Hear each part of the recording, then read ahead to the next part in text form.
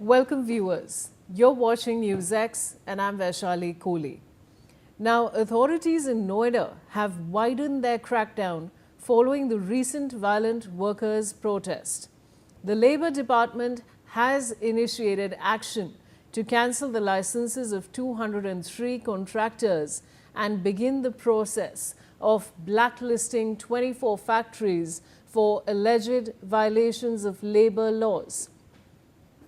Officials say the move includes recovery of over 1.16 crore in pending dues to workers, along with strict penalties for non-compliance such as delayed or underpaid wages.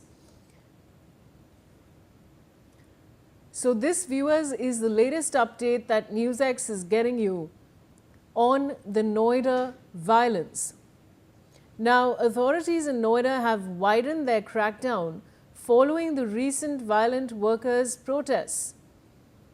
And the Labour Department has now initiated action to cancel the license of 203 contractors and begin the process of blacklisting 24 factories for alleged violations of labour laws. Officials have said that the move includes recovery of over 1.16 crore in pending dues to workers, along with strict penalties for non-compliance such as delayed or underpaid wages. So this, viewers, is the latest update that we are getting you.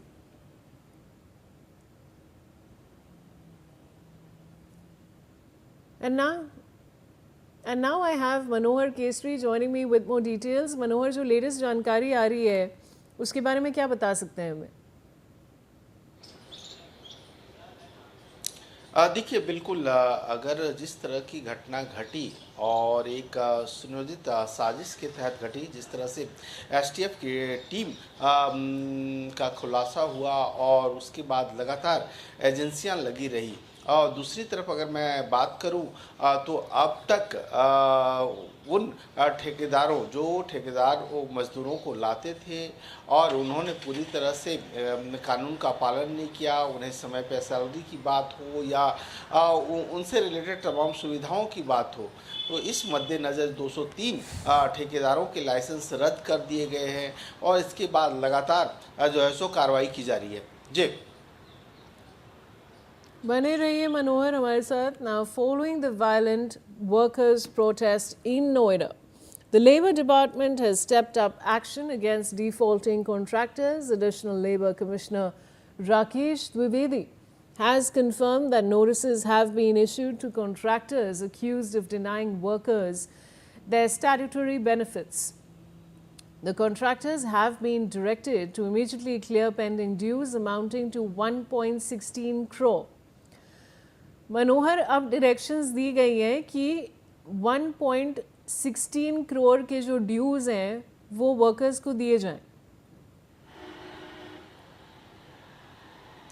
देखिए बिल्कुल, जिस तरह से पिछले हफ्ते लगातार violence की खबरें जो है सो नोएडा से आई, मजदूर बहुत ज़्यादा उग्र हो गए थे और इसके बाद सरकार ने हाई लेवल की कमेटी बनाई थी और उसके बाद जांच में कई ऐसी चीज़ें सामने आई कि जो ठेकेदार थे या जो फैक्ट्रियों के मालिक थे जो मजदूरों को पैसे नहीं दे रहे थे, उनके खिलाफ कार्रवाई की गई है. उनसे कहा गया है कि आपने अब तक जो सुविधाएँ नहीं दी है उसे लेकर के जल्द से जल्द जो है सो रिलीज़ किया जाए. खास करके अगर हम पैसे की बात करें तो 1 करोड़ 16 लाख रुपए जल्द से जल्द रिलीज़ करने की बात की गई है. अगर नहीं की जाएगी तो उन तमाम फैक्ट्रियों या उन तमाम ठेकेदारों के खिलाफ सख्त से सख्त कार्रवाई की जाएगी.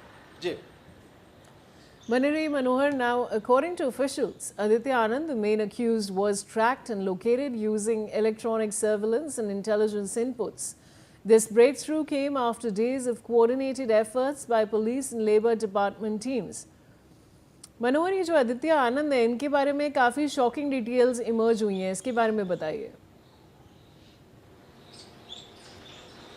देखिए बिल्कुल इसी तरह से याद होगा कि कई घटनाएं जब घटी, चाहे हम नोएडा फेज़ 2 की बात करें जहां पहली घटना पहले दिन सुबह में घटी थी और गाड़ी को आग लगा दी गई थी, और उसके बाद हमने देखा कि नोएडा 63 में भी इस तरह की घटनाएं हुई थी। वहां भी मारुति सुजुकी के सर्विस सेंटर में 7 गाड़ियों के आग के हवाले कर दिया गया था। सेक्टर 63 में कई गाड़ियों को तोड़ दिया गया था, जगह जगह उग्र प्रदर्शन हो रहे थे। तो ऐसे में पुलिस जो है और तमाम स्पेशल ब्रांच मॉनिटर करते हुए, जांच करते हुए, क्योंकि इलेक्ट्रॉनिक सर्विलांस के बाद जो है जो आरोपी है उनके तक पहुंचा गया है, वो आरोपी आदित्य आनंद है। बताया जा रहा है कि वो हजारीबाग का रहने वाला है जो झारखंड में पढ़ता है, और वो एनआईटी जमशेदपुर से जो है सो बीटेक कर चुका है, इंजीनियर है, और उसकी कैंपस सिलेक्शन हुआ था और नोएडा में वो काम कर रहा था। उससे पहले वो गुड़गांव में भी काम कर चुका है।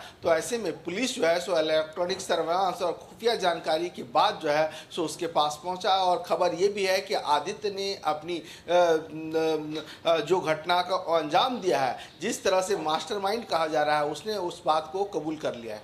जी बने रहिए मनोहर। नाउ